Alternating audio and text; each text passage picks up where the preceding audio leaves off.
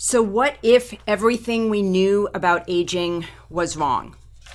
And I'm not going to say that by the end of today's session that would be true, but I think it's really interesting to start with such a dynamic question that Dr. Bill Thomas shared, who is the author of Second Wind, Navigating the Passage to a Slower, Deeper, and More Connected Life. Because for a lot of the things that we're going to go through, you will probably recognize that however you learned about the aging process, however you learned about thinking about old age, older adults, probably in some capacity was wrong. So I think that, again, each one of the topics I'm going to talk about could be an hour to a 10-hour session by itself, and we're going to be combining so many of these together. But hopefully, again, at the end, that you will come away thinking differently than you did when you started today's session. So according to Greek legend, the mythical Sphinx would ask travelers, what walks on 4 legs in the morning, 2 legs at noon, and 3 legs in the evening? Are you stumped? I was. Luckily, Oedipus knew the answer, and it was man. Man who crawls on all 4s as a baby, then walks on 2 feet as an adult, and then uses a walking stick in old age. The riddle of the Sphinx highlights what many people have understood since the beginning of human history, that we as humans are always growing and developing. However, for many years, psychologists didn't seem to understand that idea. Developmental psychology, which is the study of how humans grow and change, was confined to the years from birth through adolescence. By the time people reached adulthood, psychologists believed they were through developing.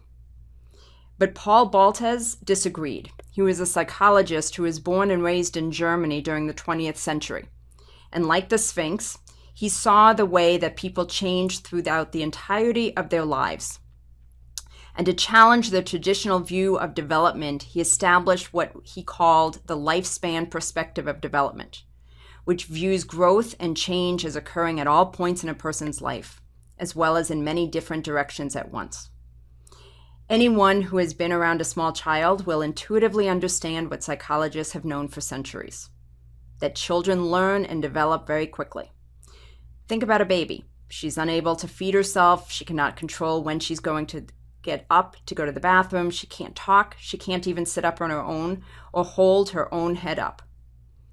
But think about how quickly all of those learned behaviors come to pass. Contrast that to an adult or even an adolescent. What have they learned in the past 3 years? Probably some interesting things like algebra or how to play basketball. But compared to the huge milestones of the first few years of life, their most recent accomplishments might seem to pale in comparison. This is why psychologists used to believe that people only developed through adolescence. By the time they reached adulthood, the changes that occurred were more subtle than those that occurred in childhood and adolescence. For example, many older adults gain wisdom as they age, which allows them to cope with stressful situations better. But that might not be as easy to observe as a child who has learned to transition from diapers to using a potty chair.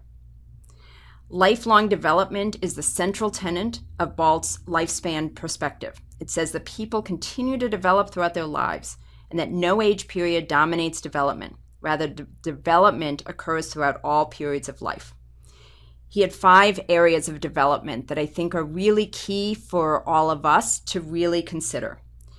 The first is multidimensional, and that includes the biological, the cognitive, and the socio-emotional development that we all experience. Multidirectional, which involves both loss and growth, and that through loss, we do grow.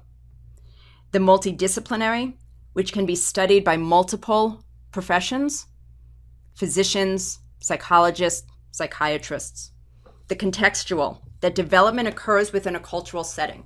And that's so key as we think about the different generations and the different life experiences that each one had and how that played out. But not only generational, but also generational within where they were living, their educational status, their financial status. So we can't really think any longer that just because someone was born in the 1930s, that they experience their life, that their growth is the same as someone else that grew up in that same time period, but lived in a very different cultural experience. And plasticity, which we're going to hear about in another slide around brain plasticity, but that we all have a capacity for change. Well, there are a variety of adult developmental theories, many discussing cell regeneration and genetics. It is this theory that fits well into the discussion that we're going to have today. So I want to really look at where we are in our culture today, in our society, and how aging in the USA has changed what and how we are experiencing our older years, and how we as care providers, as professionals, are needing to think about and work differently with our client base. Those age 65 and older are projected to more than double, from 46 million today to over 98 million people over the age of 65 by 2060. Not only are we becoming an older population, but our older population itself is becoming more racially and ethnically diverse, which means, again, that we have to think about and work with our older population differently. We have to market to them differently. We have to sell and experience, put out different market products differently. The other piece is that older adults are working longer. That by 2014, 23% of men and about 15% of women were still working. But that will rise to 27% of men and 20% of women by 2022. So again, how we experience retirement is going to completely change. What the workforce is going to look like, what the kind of complexity and the diversity of that workforce is going to be. Average life expectancy today is 76.3 for men and 81.2 for women. If you are a data nerd, you may question those stats, but there was actually the first decrease in life expectancy since 1993 recently. Now that decrease was in percentage points and not by years, but it was still the first decrease. And what was interesting is what they're talking about and where that decrease came from, why we are not experiencing a greater life expectancy despite the technology and the medical interventions that we have, is that because of the abundance of heart disease, of stroke, of kidney disease, of diabetes, obesity, and longstanding drug addiction throughout the populations, we have had a decline. So something to think about, and certainly the medical profession is really looking at this as to how we are shifting and what and where is the kind of point of at our top rise as to what we can do around some of these diseases at this time. There are wide economic disparities across the different population subgroups. And so even though, again, we are talking about the same 65-year-old, they have very different economic opportunities, which means that they have different opportunities for receiving care services, for housing, for movement around the country, for the ability to help and assist the younger generations. So that is something that we have to be really mindful of. And again, the reason that we can't just think about age as a static number, because the diversity among all of those ages is so great. More older adults are divorced. The share of divorced women aged 65 and older increased from 3% in 1980 to 13% in 2015, and for men 4% to 11% in that same period. That, coupled with the fact that more than 27% of women aged 65 to 74 lived alone in 2014, and that share jumps to 42% among those women 75 to 84, and 56% of women aged 85 and older, It also is going to put different pressures on family caregiving. It is going to require different types of care from professional caregivers, such as Synergy HomeCare. Because again, oftentimes earlier in the younger generations or the earlier generations in the 80s and 90s is that women were the caregivers for their husbands. And now those husbands are often alone in those later years, which is requiring a whole different level of care for them. I think that this slide, for me, as I prepared today's talk, is really impactful. As a healthcare professional, as someone who's worked in geriatrics for the past 25 years, it is always amazing to recognize that although there are 7,500 certified geriatricians in the U.S., the nation actually needs 17,000 geriatricians to care for the 12 million older Americans. So what's happening is that at the very time that we need specialists who understand the unique psychological and the unique physiological nature of older adults is the very time that we have physicians who are not specializing in this area, who don't necessarily understand some of those unique factors. And so there's a lot of reasons for that. The biggest one is that despite geriatricians having more education than some of their counterparts in medicine, because it is an added-on specialty, they are not receiving as much financial compensation. So their insurance rates for the care that they're providing is lower than if they went into other specialties. What we are seeing is that more and more schools are recognizing that despite the specialty that their med students are going into, whether it's surgery, whether it is orthopedics, whether it is pediatrics, whatever it is, that there has to be a broader education so that we understand just aging in general and not just the specialty. The reason that it is so key that all of our care providers do recognize the unique nature of older adults is for the very reason of these next two stats. Primary care providers detected only 40 to 50% of the depression that older adults experienced. Older adults typically are not going to specialists or not going to mental health providers if they feel in any way that they may have some compromised mental health or that they are experiencing symptoms that could be depression or anxiety. And in fact, then they're going to their primary care providers who, for a variety of reasons, aren't able to detect the depression that they're experiencing. Part of that is because of the bias and ageism of those primary care providers who still believe that depression is a normal part of aging, where it is not. And others because, in general, primary care providers don't always really focus on depression or mental health symptoms as a general rule during a normal, just general physical. The National Institute of Health also reports that 45% of those age 65 and older who unfortunately complete a suicide and that their death is caused by suicide had seen a physician within 30 days of their death, which again indicates to us that we as a provision of care are not doing a good job really understanding the mental health needs of older adults.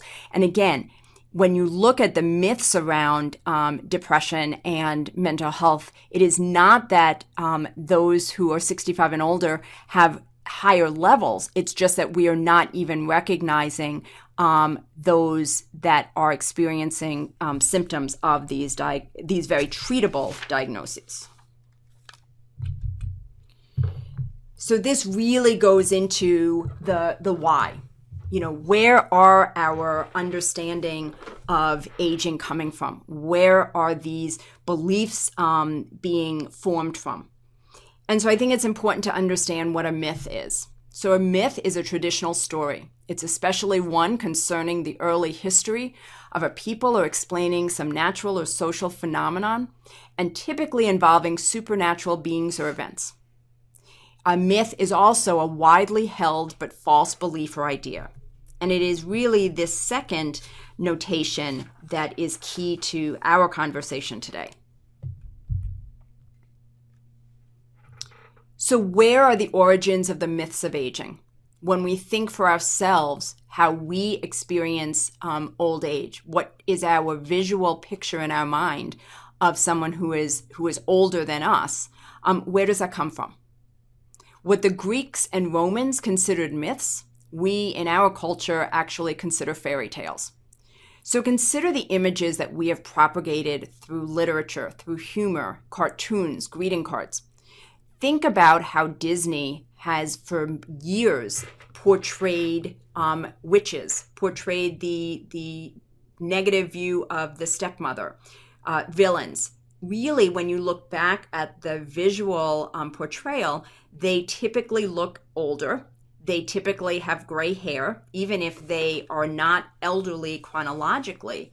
So we have associated over time, children have associated over time through the reading of these fairy tales and watching of these stories, that the visual image, the physical changes that often occur very naturally through age, really are associated with negative connotations of behavior. If you explore the greeting card aisle at any store and consider the selection when choosing a card for anyone over the age of 40, you also can understand how the myths of aging kind of continue to propagate. Here's a card that I pulled out from the aisles of the store. Here's to aging gracefully. If you figure out how to pull it off, let me know.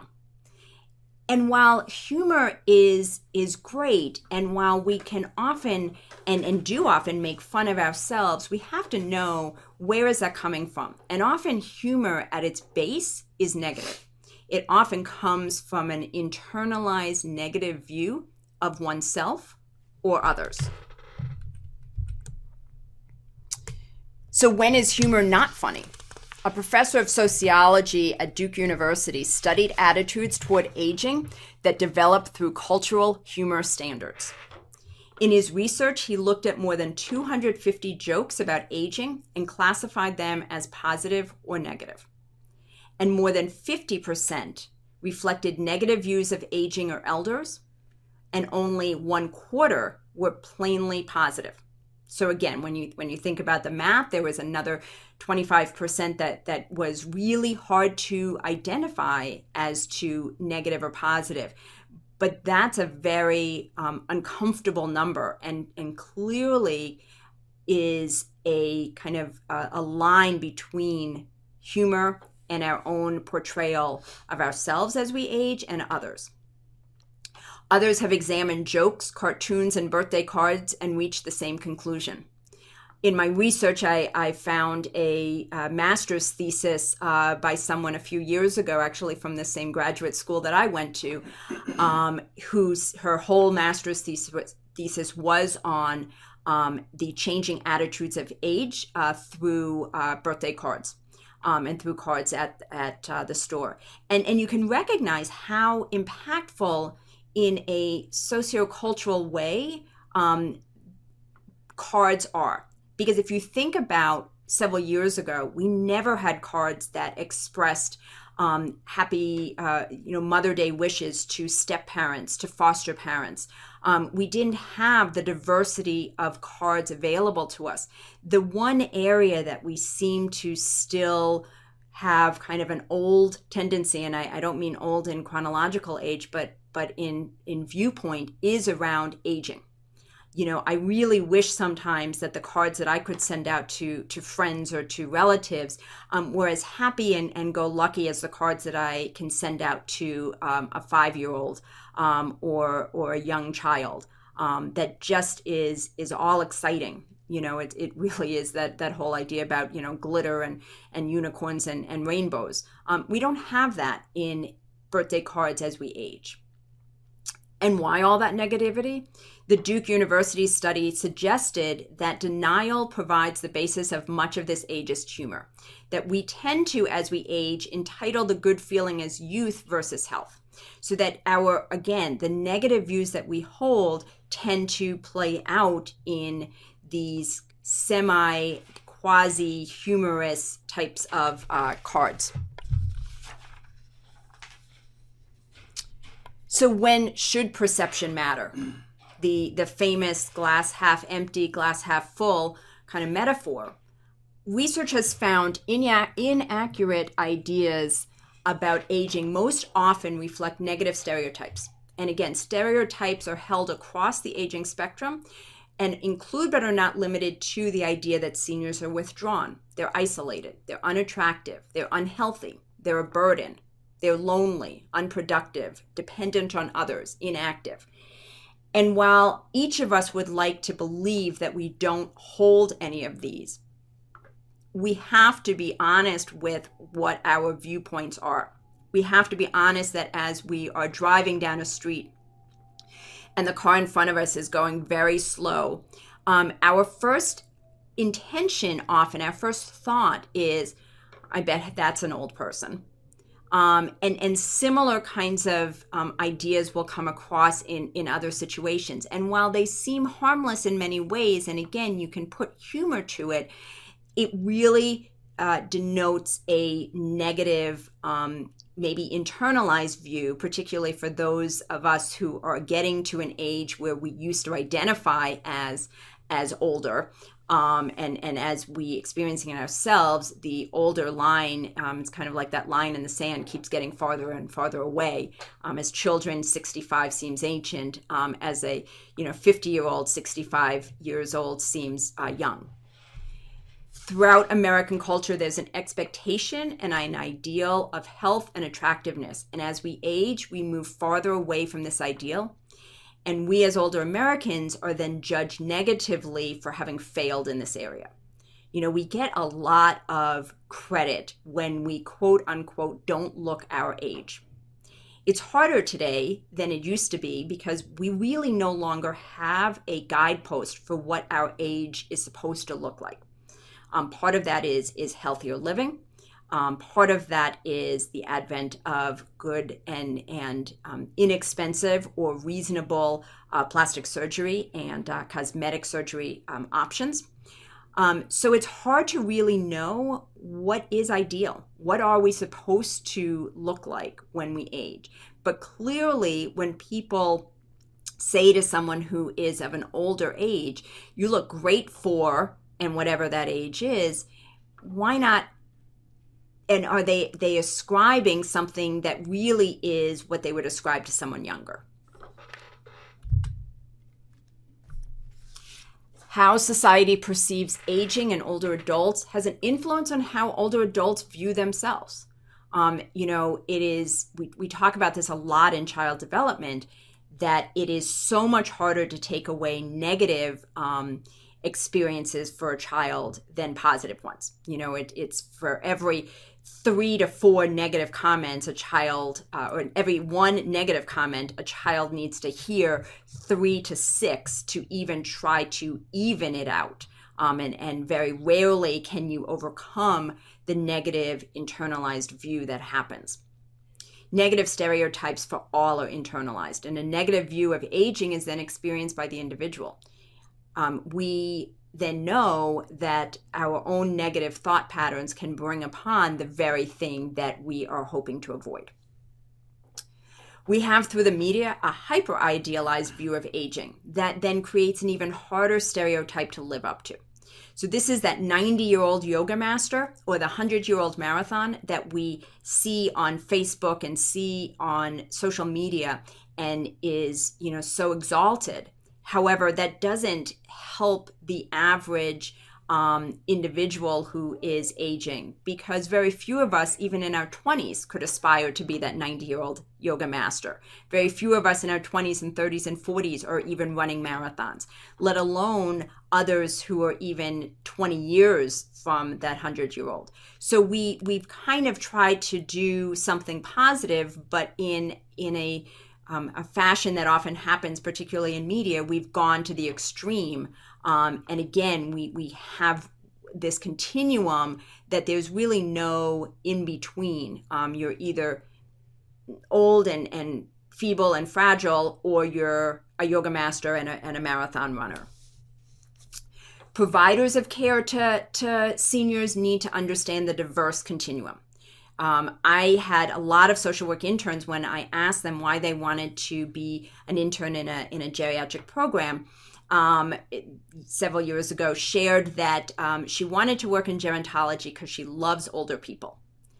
And what I would always ask is, do you love just people? Because older people are people. They've just aged with their personalities. And although certain diseases can change personality is something that is pretty static and doesn't necessarily change as we age. It's not that we necessarily become the sage advice giver if we never really wanted to give advice in our younger years. In some ways, that comment is as ageist as someone who doesn't want to work in the field because they feel that they don't see opportunity for work variety because they have a one view perspective of aging in itself. And so really thinking about, again, where does that come from? Here is someone who, again, has very good meaning and mission, but still in their own way has a misunderstanding of age.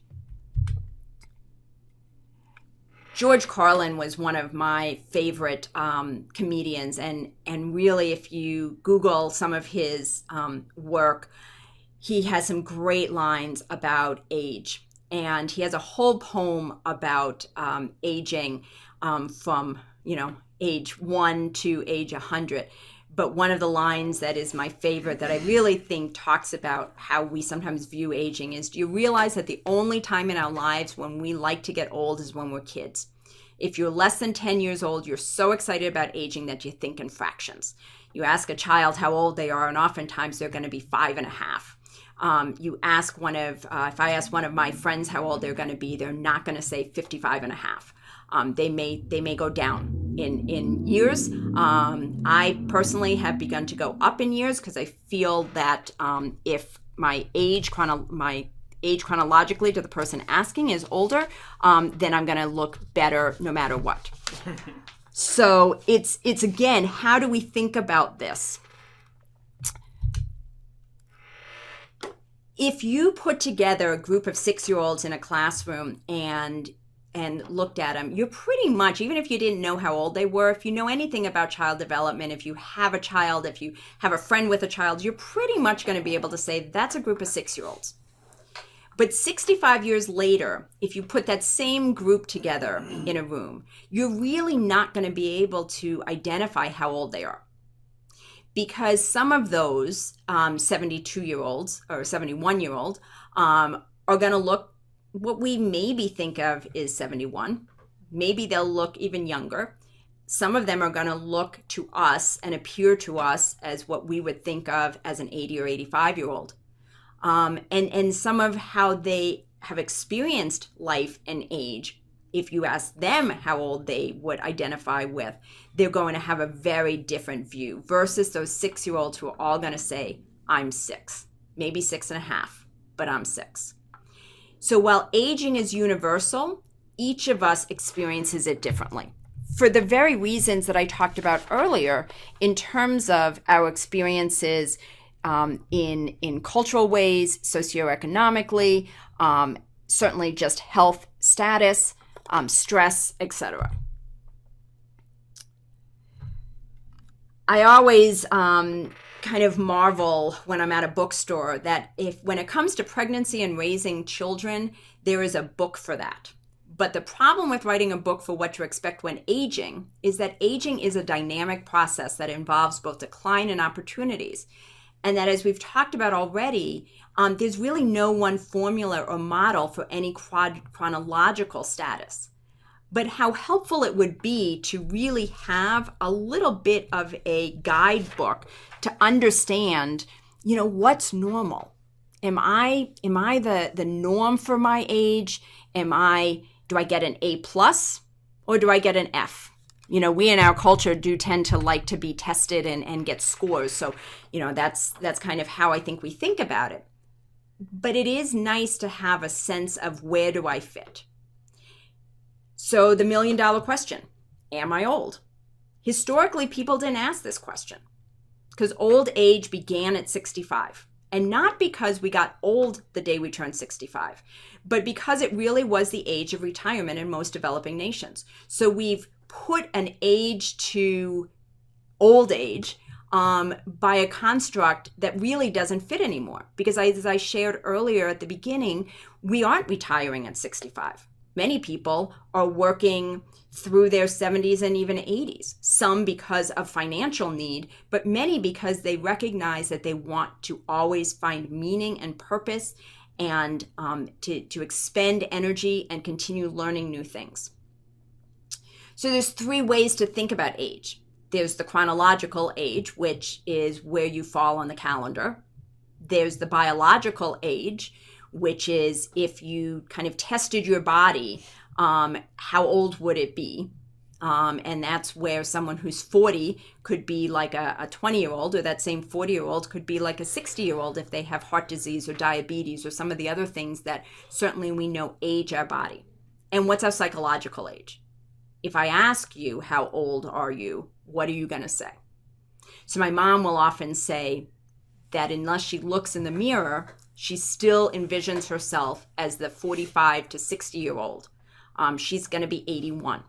And even she would be the perfect example of putting her in a room and having someone play the carnival guessing game of age. She would win the prize every time because no one would imagine visually that she's 81. She doesn't feel 81.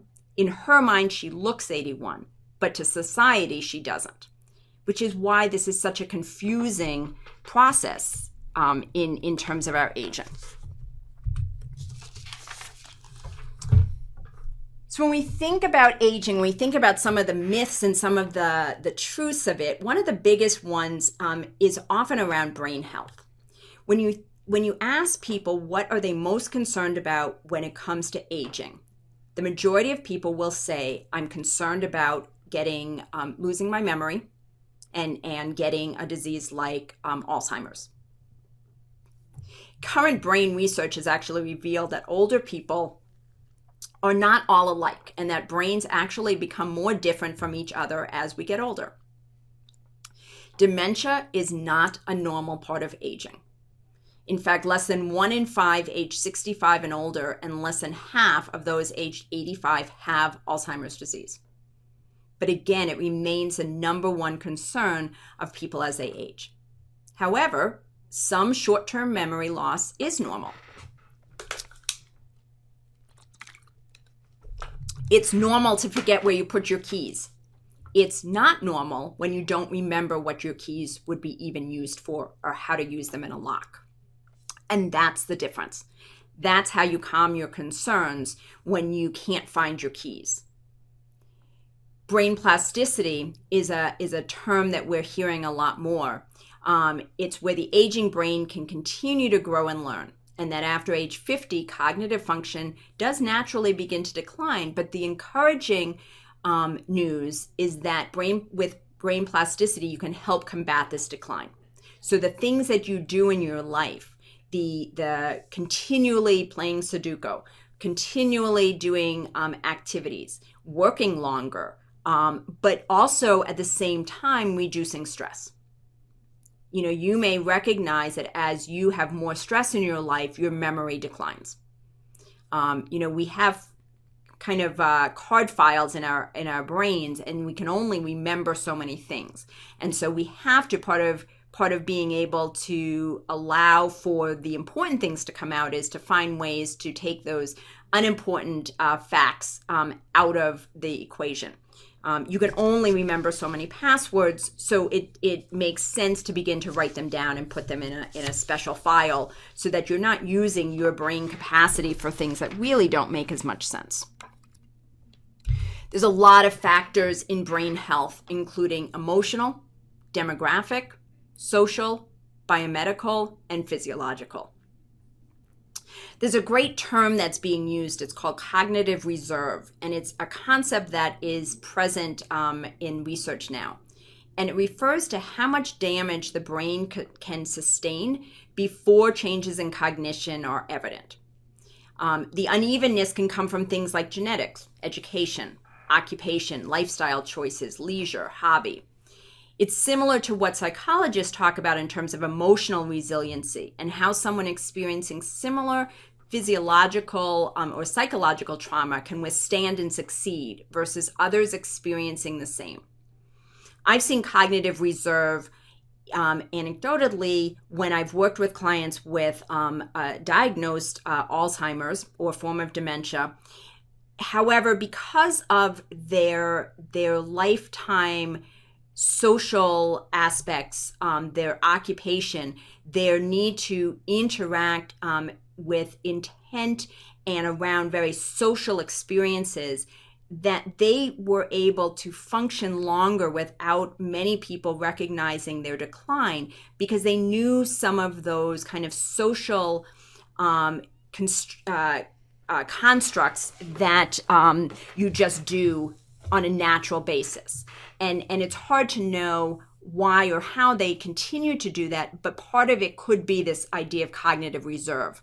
And in fact, when one of my clients had a neuropsychological exam, they actually wrote in the report that because of this individual's profession and social status, that the decline around ability to maintain relationships and know the right way of kind of saying hello and doing all the right question asking was going to maintain for a longer time than someone who maybe didn't work in that same capacity.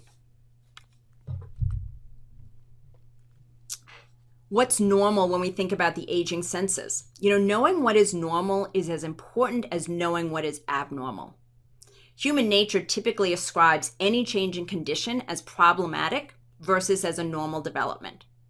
Understanding changes before they occur allow for some prevention or at least slowing down of these predictabilities.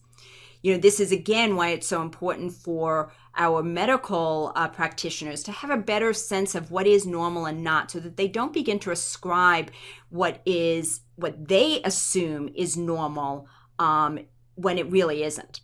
When someone comes in with knee pain and they're 70, it should not be that they don't really do more testing just because the physician believes, oh, those aches and pains are normal, when it could be something that really isn't normal because, again, if the person is healthy, they shouldn't have that level of pain. So some of the things that we can experience as we age and that's normal is that skin does become less elastic and more lined and wrinkled. There really is a reason that as we age, we are becoming more wrinkled. Fingernail growth slows, oil glands produce less oil. Finally, we don't have to experience acne if we had that in the younger years. So there's a positive. The skin can be drier than before. And there's things that we can do all along the way if we understand what can happen and what's normal. We can be using moisturizer. We can be using sunscreen. We can be doing all of those things. Hair, normal for hair to gradually thin. So guys, it is a normal thing. And for women as well. We haven't really kind of normalized that in the same way. We've finally gotten to a place with men that I think that there's much more of an allowance for that. And as hair pigment cells decline in number, gray hair growth increases.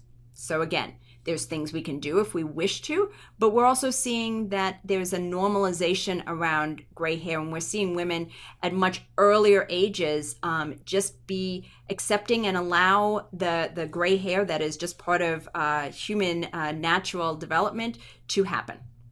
Height. It was funny when I did a session years ago to a seniors group, and we talked simply about physical changes. It was the height numbers that everybody wanted to have repeated. In fact, after I left, the director of the program called me back and said, "Can I get that slide? Because all of my residents are coming back to me and wanting to know about this, how many inches they're going to have lost." But by age 80, it's common to have lost as much as 2 inches in height. And in actuality, you typically lose about 0.4 inches every 10 years after age 40. Hearing. Over time, changes in the ear makes high-frequency sounds harsher to hear and changes in tone and speech less clear. But the reality is only about 30% over the age of 60 have hearing impairment, and 33% of those 75 and 8 through 84, and 50% over age 85 have hearing loss. And it's the hearing loss that's really going to benefit from any type of hearing aid, which even on its own is not always beneficial. Vision changes often begin in one's 40s. The lenses in the eyes become less flexible and normal for night vision and sharpness to decline. And sleep. Sleep changes occur in sleep, and circadian rhythm occur as you age, and you'll probably sleep less at night and may not sleep as deeply. It's important for all of us to know these things so that we don't question them. We don't wonder, am I the only one? Knowing these things is really, I think, helpful instead of having to be scary. A few myths versus facts of aging. These are some of the key ones, that most older people are pretty much alike. And in fact, they are a very diverse age group. We've talked about some of the reasons why. They're generally alone and lonely. But actually, most older adults maintain close contact with family and friends. They're sick, frail, and dependent on others. Most older people actually live independently for the majority of their life before needing any level of particularly inpatient care, residential care. And many people now are utilizing community-based resources to stay living independently and getting assistance with some of the areas that they don't want to focus on, but they want to be able to do other things with their energy. They're often cognitively impaired. Again, we've talked about that really a much lesser group and population have impairment intellectually through things like dementia and Alzheimer's. They're depressed, when in fact community-dwelling older adults have lower rates of diagnosable depression than younger adults. They become more difficult and rigid with advancing years. Again, personality remains relatively consistent throughout the lifespan. So this could either be a really positive thing as you're thinking about your own relatives or your spouse or even yourself, that your personality is going to remain pretty similar. Or you could be like, oh, wow, I kind of was hoping that they would become that jolly elderly type person that, I envision in TV shows. And that's not going to probably happen. So who we are is who we are. They barely cope with the inevitable declines associated with aging, when actually most older people successfully adjust to the challenges of aging. One is because we have a lot of experience. People who are older have a lot of experiences of, again, growth and loss and adjustment, and so they're a little better at it than even younger people. There's some wonderful facts and aging quizzes where you can go through and really just kind of do a test of yourself and those around you. And so I have some resources at the end of this to tell you where you can go for the aging quiz. So what's in a name? That's kind of the another $1 million question. In 1999, AARP actually dropped the use of the acronym and the retired person.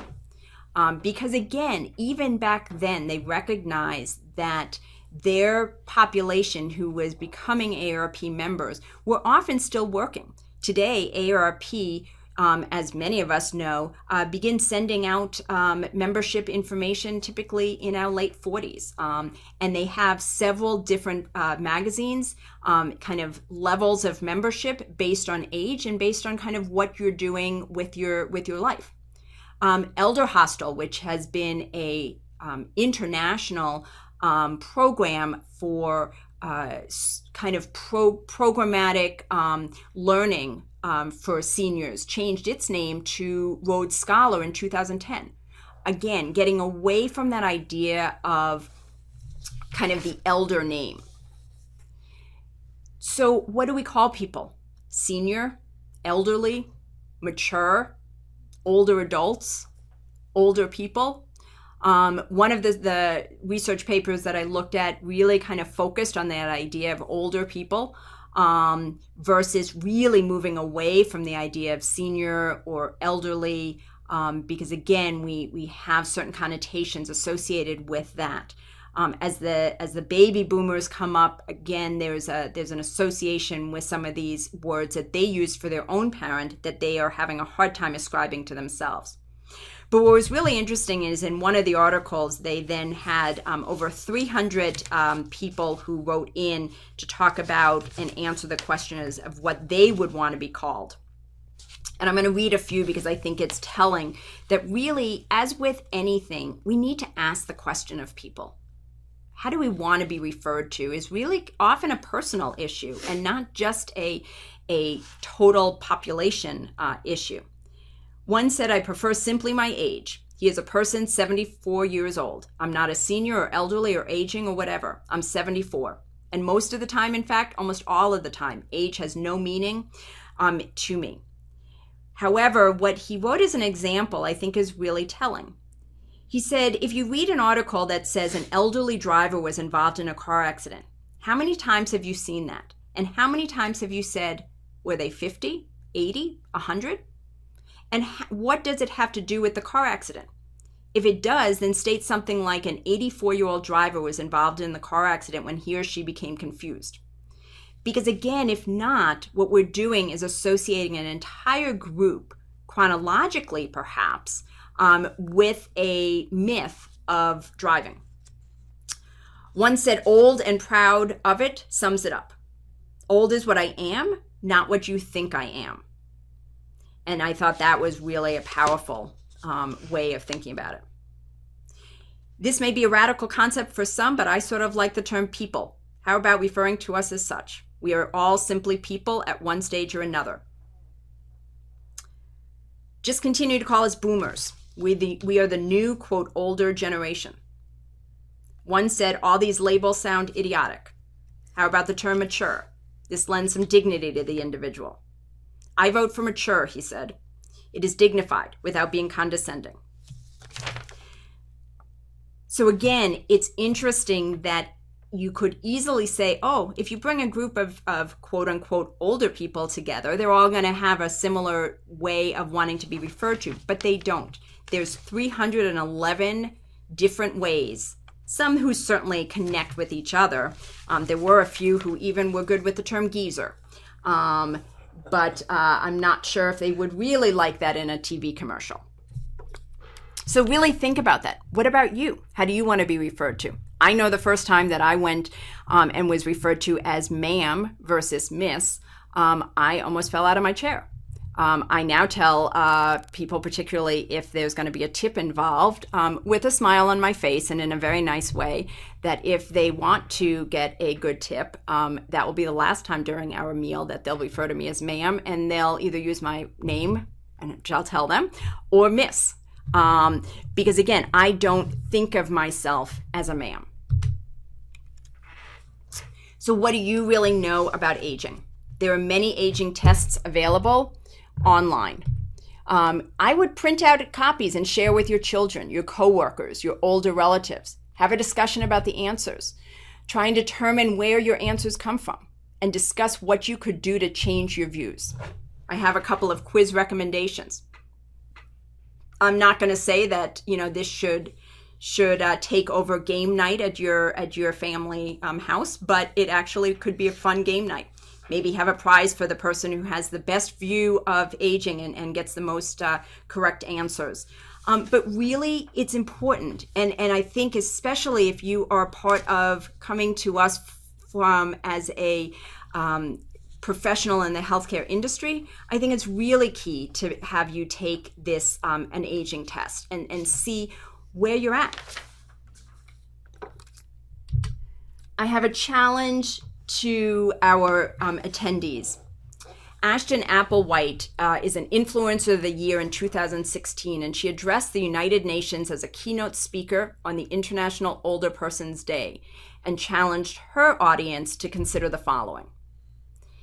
If attitudes about aging have a measurable effect on physical and mental function, How about kicking off an anti-ageism campaign as a public health initiative? And if ageism casts a shadow across our lives, then let's become an old person in training, and the sooner the better. It's a mental trick, a way of connecting to our future self. So think about for yourself, what from today's talk can you take away? Has there been something that you recognize in your language, in how you refer to yourself, in the images that you identify with? Is there something that you can change?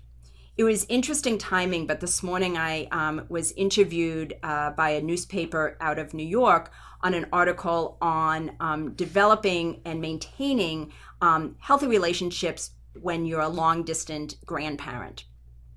And I really connected, as I thought about how I was going to speak with this reporter, really connected that conversation with what we're talking about today in this webinar. And realizing that part of it is, particularly when you're not there with your grandchildren and the younger generation, is how are they seeing and viewing aging? And then how are they associating it with you, particularly when you're not right there with them, forging those bonds right then. And so it goes back to making sure that the books they're reading, the movies they're watching, all of that have really positive imagery, that we have to be careful as parents when we have young children, that they don't hear us look in the mirror and say, oh, I look so old today. Because what is that telling them? What is that telling ourselves, truly? And so really challenge yourself, I hope, after this talk, to really think about those ideas and what we can do to change. I think that one of the things that came to me as I put this together, and I've done this talk several times, but again, I constantly am thinking about it differently, possibly and probably just because of my own life experiences in my work, but probably even more so my own aging. And we're all aging. It's just we're getting to different chronological ages at different times along that. But I hope that this talk really has you challenging yourself constantly, rethinking things, recognizing that none of these learnings are one and done. I know that there's several professionals on this call. I know that there's RNs and social workers and many others who have been in this industry for a long time, as well as some of you who, are just interested in this topic for yourself personally or as a family caregiver. But challenge yourself daily to think about what you are doing with those seniors that you're working with, those older people you're working with. And remember that when you've met one person at age 80, you've met one person at age 80. I hope that if you have come to this talk and that you have interest in really wanting to think about a career that makes a difference, to talk to us at the numbers on the screen or go to our website at synergyhomecare.com, because we are always looking for employees who want to make the lives of those who need additional help that much better. And I believe that those who are interested in topics like this are the same people that we want to talk with. And if you are somebody that is interested in learning about being part of Synergy Home Care System, we have franchise opportunities available, and we have families and clients nationwide that are looking for home care resources and looking for people, again, who recognize the diversity of aging in our population. I would love to be able to answer some questions that you may have, and feel free to type those in.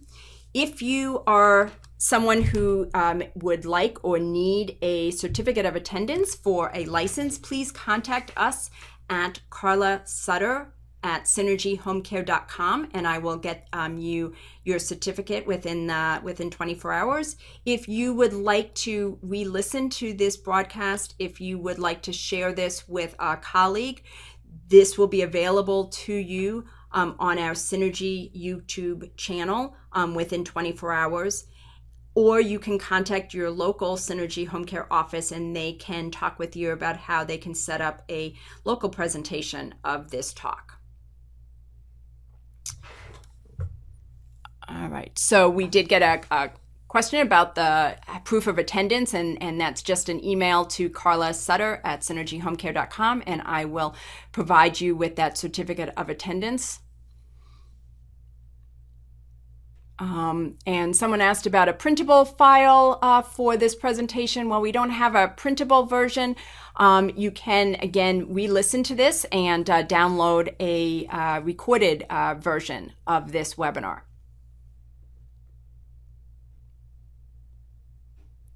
I will wait another couple of minutes. Please check back frequently to our Facebook, because we will be doing a monthly webinar each month, and I do not, unfortunately, have right on me the next topic, but this will be something that every month we are offering a new webinar that is free to participate with. There's always a certificate of attendance that is connected with this. Next month's topic is on funding home care and care services across the continuum. So we'll be talking about all the different funding sources in long-term care. Let's see. Are there trainings or engaging family members in the care of older adults? Absolutely. I mean, there's a couple of different ways. You can absolutely connect with us through our website, and we can provide some information to you on some engagement activities, ways to really, again, work with people's strengths and support them where they have some frailties. So we can work with you that way. We can connect you with a local resource as well for some additional training. And I'll just wait another minute or so. If someone has a question that they wanted to ask more one-on-one, feel free to, again, email me any of those questions at carlasutter@synergyhomecare.com. And if you are just listening and not looking at the recording or the slides, that's Carla with a C. Well, I appreciate your time. I even more so appreciate that there were so many people who are interested in really having a better understanding and a broader viewpoint on aging in the U.S. So thank you so much for all you're doing, whether you're a personal caregiver to a family member, a professional, or one of our Synergy Home Care offices and staff who are listening. Thank you so much.